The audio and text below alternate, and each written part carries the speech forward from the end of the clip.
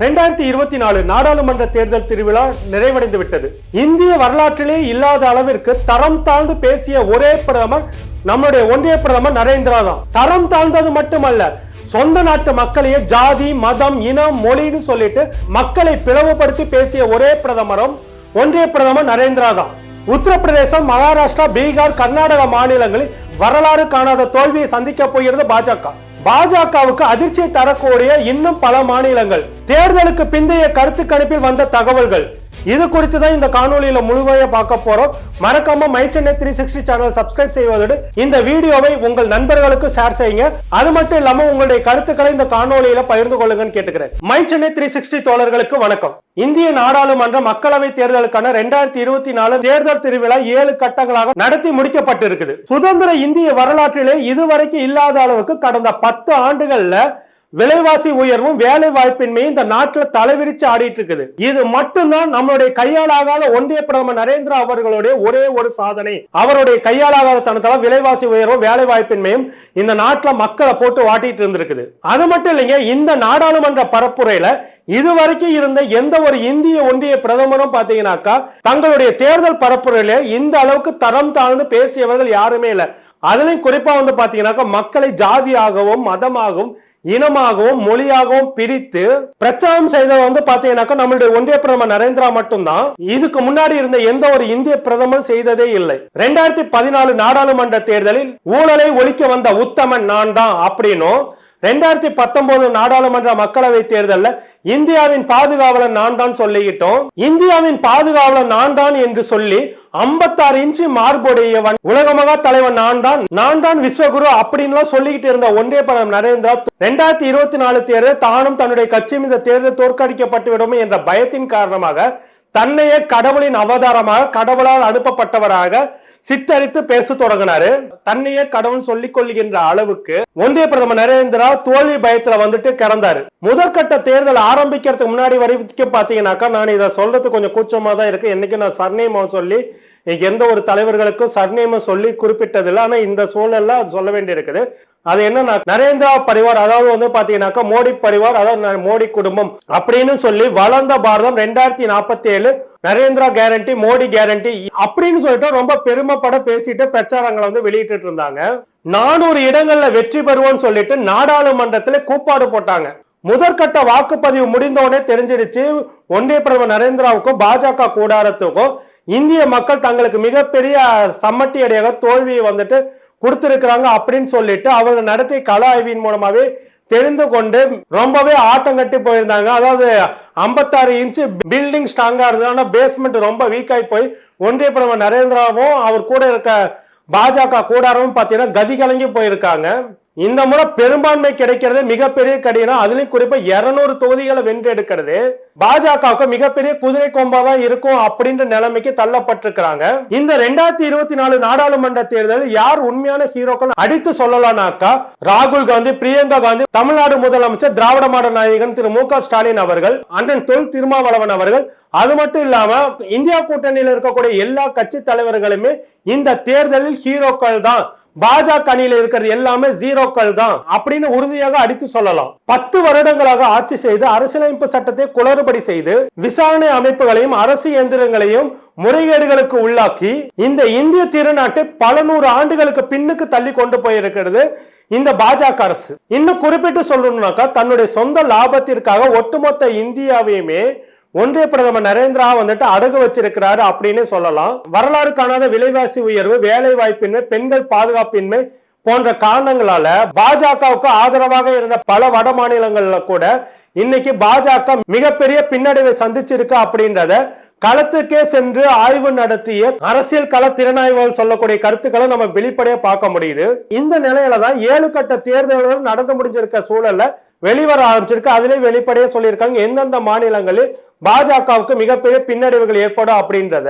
அதுவும் main stream மீடியாக்களை பொறுத்த வரைக்கும் பாத்தீங்கன்னாக்கா ஒன்றிய பிரதமர் நரேந்திராவின் கட்டுப்பாட்டில் இருந்து கொண்டு அவருடைய ஷூக்களை நக்கி கொண்டு இருப்பதனால பாஜக பாத்தீங்கன்னாக்கா 300 இடங்களை வெற்றிடும், நான் 350 இடங்களை வென்றிடும் அப்படின்னு சொல்லிட்டு கூவோன்னு கூவிக்கிட்டு இருக்கிறாங்க. ஆனா 2014 மற்றும் 2019 தேர்தல்களுக்கு பின்னாடி இந்த மெயின் ஸ்ட்ரீம் இந்தியாக்களால் நடத்தப்பட்ட கருத்து கணிப்புகள் எல்லாமே பாத்தீங்கன்னாக்கா தோல்வியில தான் முடிஞ்சிருக்குது. ஆனா களத்துக்கே சென்று களத்திறனாய்வு செய்தாங்க இல்லைங்களா, அரசியல் களத்திறனாய்வாளர்கள், அவர்கள் வெளியிட்ட கருத்து கணிப்புகள் எல்லாமே பாத்தீங்கன்னா மிக துல்லியமாகவும் உண்மையாகவுமே இருந்திருக்குது. அதன் அடிப்படையில தான் சமூக அரசியல் திறனாய்வாளர்களா இருக்கக்கூடிய திரு யோகேந்திரா அவர்களும், தமிழ்நாட்டில் இருக்கக்கூடிய பத்திரிகையாளர் திரு சமஸ் அவர்களும், ஒன்றிய நிதியமைச்சர் திருமதி நிர்மலா சீதாராமனுடைய கணவர் திரு பரகல பிரபாகரன் மற்றும் பல ஏனைய பத்திரிகையாளர்கள் களத்திற்கே சென்று ஆய்வு நடத்தினதுலதான் முக்கியமான மாநிலங்கள் அப்படின்னு சொல்லக்கூடிய உத்தரப்பிரதேசம், மத்திய பிரதேசம், பீகார், மகாராஷ்டிரம், தமிழ்நாடு, கர்நாடகா, ராஜஸ்தான், சத்தீஸ்கர் போன்ற மாநிலங்களில் பாஜக மிகப்பெரிய பின்னடைவை சந்திக்கும். இந்த மாநிலங்கள்லாம் பாஜகவுக்கு வந்துட்டு மிகப்பெரிய பேரிடி காத்துட்டு இருக்குது. பாஜகவே அந்த மாநில மக்கள் மண்ணை கவ வைக்க போகிறார்கள் அப்படின்ற தகவல்கள் இவர்களுக்கு கிடைத்திருக்குது. கடந்த முறை 2019 மக்களவை தேர்தலில் பாத்தீங்கன்னாக்கா ராஜஸ்தான், டெல்லி, கர்நாடகா, குஜராத், மத்திய பிரதேசம், சத்தீஸ்கர், ஹரியானா போன்ற மாநிலங்களில் 80% மேலான மக்களவை தொகுதிகளை பாஜக வென்றெடுத்தது. ஆனா இந்த முறை உத்தரப்பிரதேசம், பீகார், சத்தீஸ்கர், மகாராஷ்டிரா, கர்நாடகா போன்ற மாநிலங்களில் பாதிக்கும் மேற்பட்ட இடங்கள்ல பாஜக மண்ணை கவி தோல்வி அடையக்கூடிய நிலையில தான் இருக்கு அப்படின்றதுதான் உண்மையான கள நிலவரமா அரசியல் கள திறனாய்வாளர்களே சொல்றாங்க. இந்த 2024 நாடாளுமன்ற தேர்தலை பொறுத்த வரைக்கும் நரேந்திரா அலை என்றோ, ராகுல் காந்தி அலை என்றோ, காங்கிரஸ் அலை என்றோ, பாஜக அலை என்றோ எந்த ஒரு அலையுமே இல்லை. இந்த 2024 தேர்தல் களம் என்பது மக்களுக்கும் பாஜகவுக்குமான தேர்தல் களமாக மாறி நிற்கிறது. அதாவது நரேந்திரா வெர்சஸ் ராகுல் காந்தின்னு இல்ல, பிஜேபி வெர்சஸ் காங்கிரஸ் இல்ல, India alliance versus NDA alliance அப்படின்னு இல்ல. இந்த தேர்தல் என்பது மக்கள் வெர்சஸ் சனாதன பிஜேபி அப்படின்ற இடத்துலதான் இந்த தேர்தல் களம் நிறுத்தப்பட்டிருக்குது. அதாவது சாமானிய மக்கள் வெர்சஸ் சனாதன பிஜேபி என்ற இந்த இடத்துலதான் இந்த தேர்தல் களம் நின்றுட்டு இருக்குது.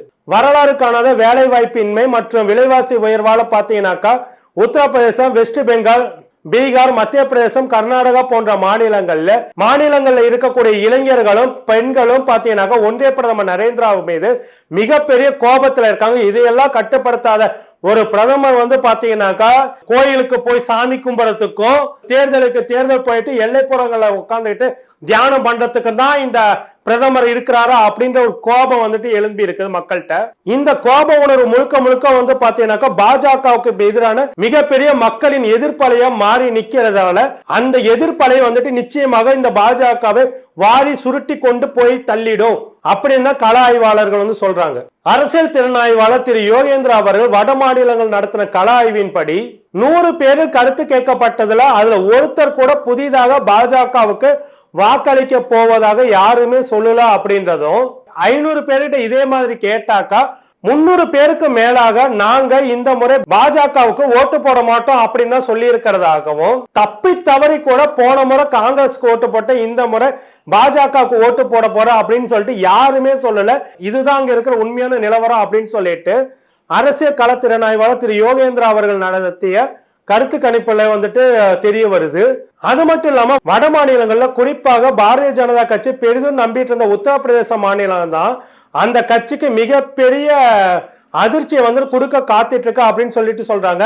காரணம் என்னன்னாக்கா இவர்கள் அயோத்தியா அரசியல் ராமர் வடிவ வளாகத்தை வச்சுக்கிட்டு மிகப்பெரிய ஓட்டு அறுவடை செஞ்சிடலாம்னு சொல்லிட்டு கணக்கு போட்டாங்க. ஆனா கள நிலவரம் எப்படி மாறி போச்சுன்னா, எங்களுக்கான வேலை எங்கடா, சாப்பாடு எங்கடா, என் குடும்பம் பட்னியில கிடக்குது அப்படின்னு சொல்லிட்டு அங்க இருக்கிற மக்களே பெரும்பாலும் கேள்வி எழுப்பினோடனே இந்த அயோத்தியா ராமர் அரசியல் வணிக வளாகத்தை வச்சுட்டு இவங்க பிரச்சாரம் செய்து மக்களை ஈர்த்தலாம் நினைச்சாங்க. அது எல்லாமே பாத்தீங்கன்னா மண்ணா போச்சு இவங்களுக்கு. அதனாலதான் தேர்தல் பரப்புரையில ஒன்றிய பிரதமர் நரேந்திராவோ அமித்ஷாவோ இந்த அயோத்தியா ராமன் அரசியல் வணிக வளாகம் பற்றி எந்த இடத்துலயுமே பேசல. இன்னும் சொல்ல போனா 2024 நாடாளுமன்ற தேர்தல்ல காங்கிரஸ் கட்சியோட தேர்தல் அறிக்கை பாத்தீங்கன்னாக்கா வட மாநிலங்கள் இருக்கக்கூடிய எல்லா மூளை முடுக்குகள்லாம் போயிடுச்சு. ஆனா பாரதிய ஜனதா கட்சியில பாத்தீங்கன்னா ஒன்றிய பிரதமர் நரேந்திராவோ அமித்ஷாவோ பாஜக தொண்டர்களோ ஏன் நம்மளுடைய அண்ணாமலையை கூட பாத்தீங்கன்னா முதல் கட்ட தேர்தல் பதிவுக்கு அப்புறமேட்டு எந்த இடத்துலயுமே அவர்களுடைய தேர்தல் அறிக்கையை பத்தி எங்கேயுமே பேசல.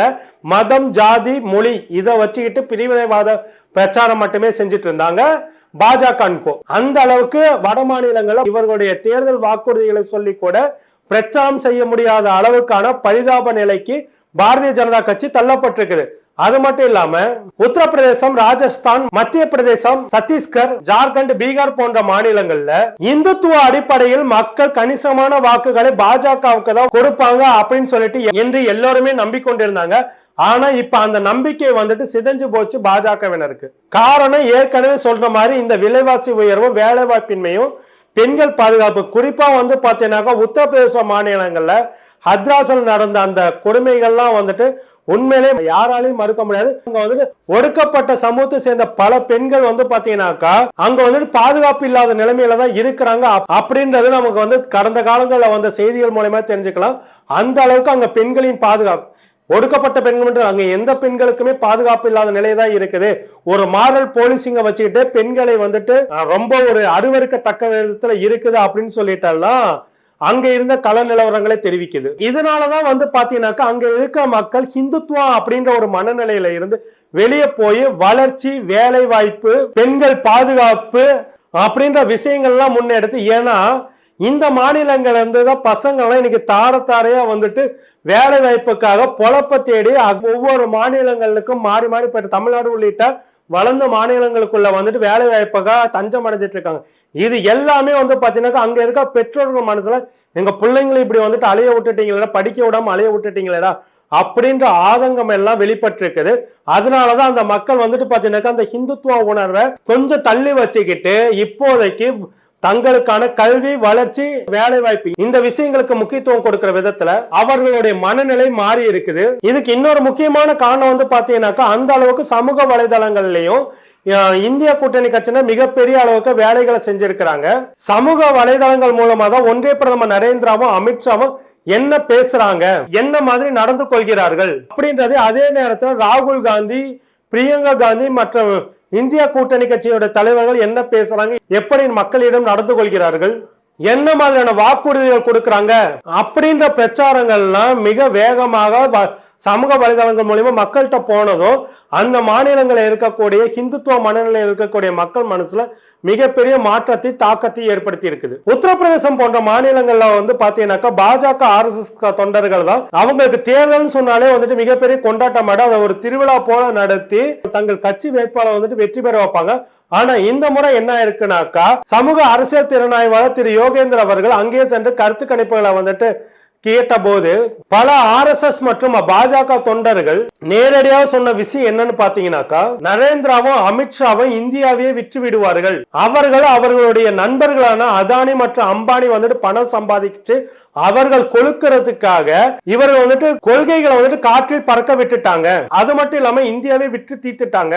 அதனால பாஜக கட்சிக்காரனாகவும் பாஜக தொண்டனாகவும் நானே சொல்றேன், 2024 மக்களவை தேர்தல்ல நான் பாஜகவுக்கு வாக்களிக்க மாட்டேன் அப்படின்னு சொல்லிட்டு ஒரு கட்சி தொண்டரை நேரடியா வந்துட்டு திரு யோகேந்திரா அவர்களிடம் வந்துட்டு பாஜக தொண்டரை சொல்லி இருக்கிறது மிகப்பெரிய ஒரு அதிர்ச்சிகரமான விஷயமா தான் இருக்குது. இது எல்லாத்துக்கும் காரணமா பாஜக மற்றும் RSS தொண்டர்கள் சொல்றது என்னன்னாக்கா ஒன்றிய பிரதமர் நரேந்திரா மற்றும் அமித்ஷாவுடைய ஆணவம், அவர்களை தவிர யாரும் கட்சியில வந்துட்டு ஜெயிக்க கூடாது, மேல வந்துடக்கூடாது என்ற எண்ணமோ அவர்களுடைய திமிரும் தான் எங்களை இந்த நிலைமைக்கு தள்ளி இருக்குது அப்படின்னு சொல்லி இருக்காங்க. இன்னும் குறிப்பா பாத்தீங்கன்னாக்கா உத்தரப்பிரதேச மாநில தேர்தல் பரப்புரைக்கு கூட இந்த முறை RSS தொண்டர்கள் யாரும் செல்லல. தேர்தல் பூத்துகள்ல கூட பாத்தீங்கன்னா வேலை செய்யறதுக்கு ஆளுங்க இல்ல அப்படின்னு சொல்லிட்டு எல்லாம் அந்த தொண்டர்கள் வந்து சொல்றாங்க. ஒட்டுமொத்தமா இறுதியா பார்க்கும் போது உத்தரப்பிரதேசத்துல 80 தொகுதிகள், பீகார்ல 40 தொகுதிகள், மகாராஷ்டிரா 48 தொகுதிகள் சொல்லிட்டு மொத்தம் இதுலயே பாத்தீங்கன்னாக்கா கிட்டத்தட்ட 168 தொகுதிகள் வருது. இதுல உத்தரப்பிரதேசத்தை பொறுத்த வரைக்கும் 35 தொகுதிகளை பாஜக இழக்கும் அப்படின்னும், பீகாரில் 15 முதல் 20 தொகுதிகளை பாஜக வந்துட்டு கை நழுவிடும் அப்படின்ட்டும், மகாராஷ்டிராவில 25 தொகுதிகளை பாஜக வந்து தோற்றைப்படும். ஆக மொத்தம் 168 இடங்கள்ல பாத்தீங்கன்னாக்கா கிட்டத்தட்ட 75 இடங்கள் வந்துட்டு இந்தியா கூட்டணி சாலிடா ஜெயிச்சிரும் அப்படின்னு சொல்லிட்டு சொல்றாங்க. அது மட்டும் இல்லாம மத்திய பிரதேசம், ராஜஸ்தான், சத்தீஸ்கர், உத்தரகாண்ட், ஜார்க்கண்ட் போன்ற மாநிலங்கள்ல பாஜக குறைந்தது 5 தொகுதிகளாவது இழக்க நேரிடும். இந்த மாநிலங்கள் எல்லாத்தையும் சேர்த்து கிட்டத்தட்ட 100 தொகுதிகளை இந்திய கூட்டணி சாலிடா வென்றெடுக்கும் சொல்லி இருக்கிறாங்க.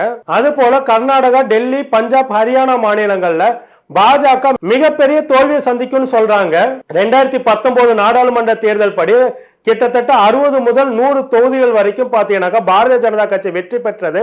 வாக்கு வித்தியாசம் பார்த்தீங்கன்னாக்கா வெறும் 15% தான். அதனால இந்திய கூட்டணி கட்சிகள் எங்கெல்லாம் பாரதிய ஜனதா கட்சி நேரடியாக போட்டி போடுதோ, குறிப்பா இந்த 100 தொகுதிகளை குறி வச்சு காங்கிரஸ் கட்சி வேலை செஞ்சிருக்குது. இந்த தொகுதிகள்ல வெறும் 10,000 முதல் 60,000 வாக்குகளை காங்கிரஸ் கட்சிக்கு இந்தியா கூட்டணி பக்கமும் திருப்பி விட்டாலே போதும், பாரதிய ஜனதா கட்சி வந்துட்டு தோத்து போயிடும் அப்படின்றத கலை யதார்த்தமா இருக்குது. பாரதிய ஜனதா கட்சி இந்த 100 இடங்கள்ல வந்துட்டு தோல்வியை சந்திக்கிறதுக்கு ராகுல் காந்தி ரொம்ப அழகா ஒரு திட்டமிடலை வந்து செஞ்சிருந்தாங்க. அதை இந்தியா கூட்டணியும் பார்த்தீங்கன்னாக்கா அதை வந்து பார்த்தீங்கன்னா காங்கிரஸ் மற்றும் இந்தியா கூட்டணி மிக அழகாக செய்து முடித்திருக்கிறது அப்படின்னு சொல்லிட்டு களத்துல இருந்து வரக்கூடிய தகவல்கள் வந்து தெரிவிக்கின்றன. இறுதியா பார்க்கும்போது பாரதிய ஜனதா கட்சி அதனுடைய கூட்டணி கட்சிகளோடு சேர்ந்துட்டு என்டிஏ கூட்டணியை 230 தொகுதிகளை கூட தாண்டாது. அதுவே அவர்களுக்கு மிகப்பெரிய கடினம் என்ற சூழலுக்கு தான் பாரதிய ஜனதா கட்சி அதோட கூட்டணி கட்சிகளும் தள்ளப்பட்டிருக்கிறாங்க.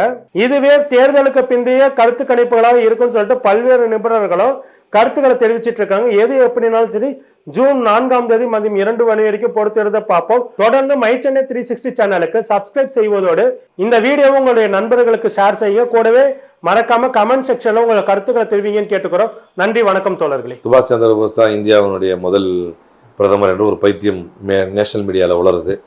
அதே கங்கானா ராணத்தை வந்து அமேசானில் ஆர்டர் பண்ணால் கஸ்தூரியா கிடைக்கும், அவ்வளோதானே தவிர ஒரு அடிப்படை அறிவில்லாமல் உளரக்கூடியவர்கள் தான் எல்லாருமே.